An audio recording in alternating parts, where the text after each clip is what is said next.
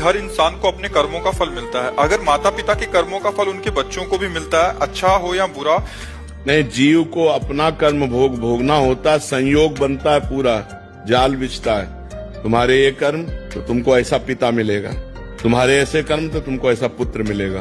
वो कर्म का पूरा विधान मिलाया जाता है और पूरा परिवार बनता है उस जाल में। ये माँ है, ये बहन है, ये भाई है, ये पिता है, ये रिश्ता है, ये नाता है। जिसको जितना भोगना है उतना उसको दुख भोगना पड़ेगा।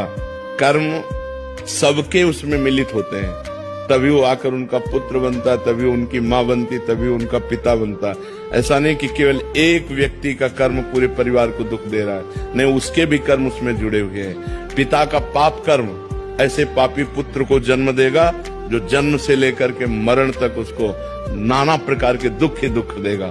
पिता का पुण्य कर्म ऐसे पुण्यात्मा पुत्र को जन्म देगा जिसको बचपन से देखते हुए जवानी तक, मरते समय तक हृदय शीतल रहेगा। सब कर्मों का जाल बिछा हुआ है उसी में। अब हम जा रहे हैं, हमारा कोई दुश्मन नहीं, लेकिन जरा सा धक्का लगा जब झगड़ा शुरू, तो वो जो धक्का लगा कांधे को हमारे कर्म ने किया, पूर्व के कर्म ने ऐसे धक्का लगवा दिया और उसने लड़ाई कर दी, क्योंकि उसके द्वारा पिटना था, इसलिए ऐसा संयोग बन गया।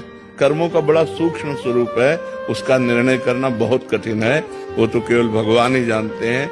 सुनो भरत भावी प्रबल, बिलख कहो मुनिनाथ, हानि लाभ जीवन मरण जस अपजस विधि हाथ। वो विधान भगवान के हाथ में है। जब जहां जीव का जैसा कर्म होता है उसको भोगना पड़ता है, और वो एक कर्म के साथ बहुत से कर्म जुड़े हुए होते हैं। माता का कर्म, पिता का कर्म, भाई का कर्म, बहन का कर्म। तो अब एक ने गलती की और सबको दुखी होना पड़ा, उनको अपने अपने कर्मों का फल भोगना पड़ रहा है, क्योंकि वो ऐसा ही कर्म करेगा कि पूरा परिवार जले।